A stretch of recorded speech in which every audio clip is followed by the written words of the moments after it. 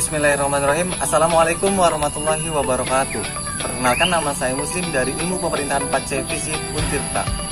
Dalam video kali ini, saya akan mencoba menjelaskan mengenai perbandingan lembaga perwakilan di negara Indonesia dan juga negara Inggris. Nah, teman-teman, sebelum membahas mengenai perbandingan di lembaga perwakilan di kedua negara tersebut, saya akan mencoba menjelaskan terlebih dahulu apa itu lembaga perwakilan dan bagaimana sejarah suatu negara menerapkan lembaga perwakilan dalam susunan pemerintahannya.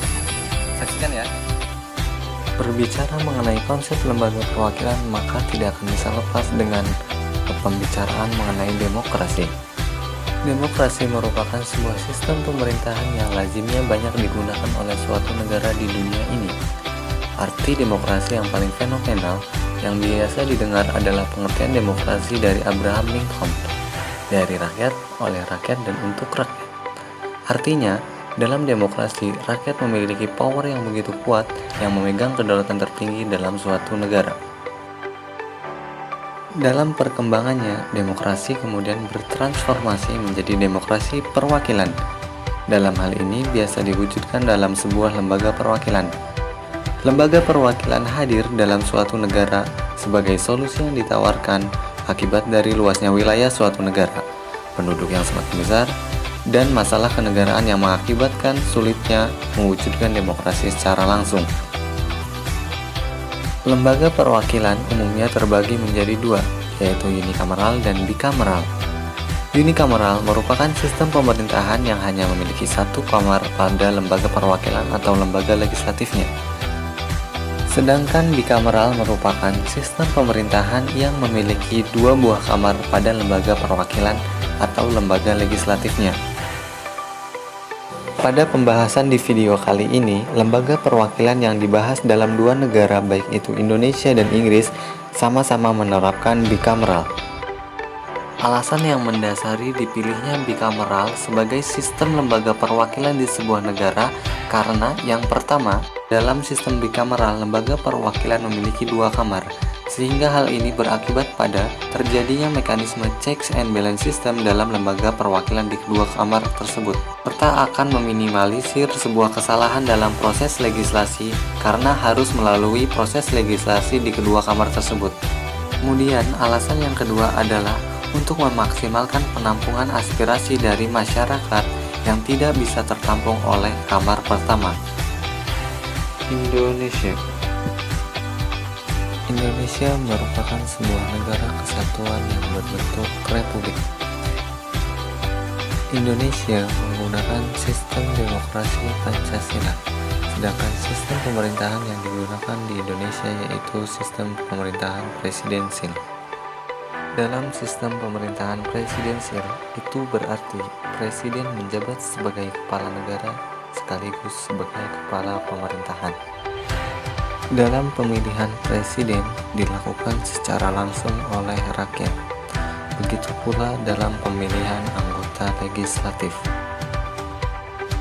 Lembaga legislatif atau lembaga perwakilan di Indonesia menggunakan sistem bikameral, artinya memiliki dua buah kamar di lembaga perwakilannya. Lembaga legislatif atau lembaga perwakilan di Indonesia menggunakan sistem bikameral, artinya lembaga perwakilan tersebut memiliki dua buah kamar. Kamar yang pertama terdapat Dewan Perwakilan Rakyat dan juga kamar yang kedua terdapat Dewan Perwakilan Daerah. Dewan Perwakilan Rakyat merepresentasikan suara rakyat, sedangkan Dewan Perwakilan Daerah membawa kepentingan daerah. Maka dari itu, keanggotaan Dewan Perwakilan Daerah biasanya lebih sedikit dibanding keanggotaan dari Dewan Perwakilan Rakyat, sebab keanggotaan Dewan Perwakilan Daerah hanya terdapat 4 orang perwakilan dari setiap provinsi. Sedangkan anggota Dewan Perwakilan Rakyat secara keseluruhan bisa berjumlah 550 orang bahkan lebih. Ada pula lembaga lainnya yaitu Majelis Permusyawaratan Rakyat yang keanggotaannya terdiri dari anggota DPR dan DPD. DPR yang merupakan wujud dari rakyat dalam parlemen setidaknya memiliki 3 fungsi pokok, yaitu fungsi legislasi, fungsi anggaran, dan juga fungsi pengawasan. Ketiga fungsi tersebut harus dilaksanakan dalam kerangka representasi yang mengedepankan kepentingan rakyat berdasarkan aspirasi rakyat dan juga untuk mendukung diplomasi upaya pemerintah untuk melaksanakan politik luar negeri. Dari fungsi legislasi, Dewan Perwakilan Rakyat mempunyai tugas dan wewenang. Yang pertama, menyusun prolegnas bersama dengan pemerintah, menyusun dan membahas rancangan undang-undang, menerima rancangan undang-undang yang diajukan DPD, membahas rancangan undang-undang yang diusulkan oleh Presiden atau DPD, menetapkan undang-undang bersama Presiden, menyetujui atau tidak menyetujui peraturan pemerintah pengganti undang-undang. Dari fungsi anggaran, Dewan Perwakilan Rakyat memiliki tugas dan wewenang membahas dan memberikan persetujuan atau tidak memberikan persetujuan terhadap RUU tentang APBN, memperhatikan pertimbangan DPD atas RUU APBN dan RUU terkait pajak, pendidikan, dan agama, menindaklanjuti pemeriksaan keuangan dari BPK, dan memberikan persetujuan atas pemindahan aset negara.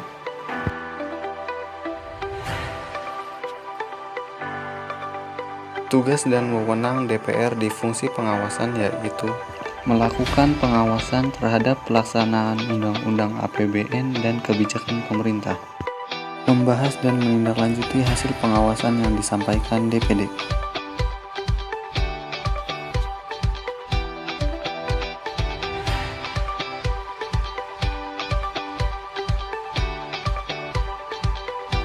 Berikut tugas dan wewenang DPR yang lain.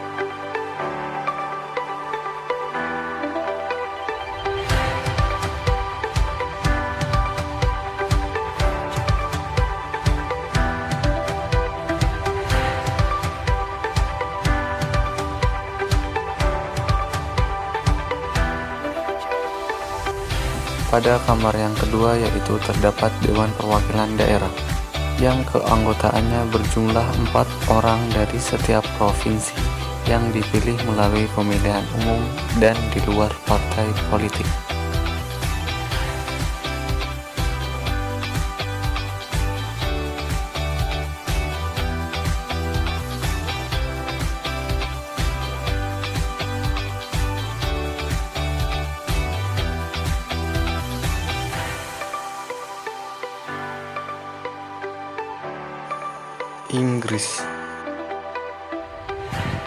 Inggris merupakan sebuah negara yang berbentuk monarki yang dipimpin oleh seorang ratu atau raja. Inggris menggunakan demokrasi parlementer dengan sistem pemerintahan parlementer pula. Ini berarti Inggris dikepalai negara oleh seorang ratu dan dikepalai pemerintahan oleh seorang perdana menteri. Lembaga legislatif di Inggris bersifat bicameral. Pada kamar yang pertama biasa disebut majelis rendah atau yang lebih dikenal sebagai House of Commons.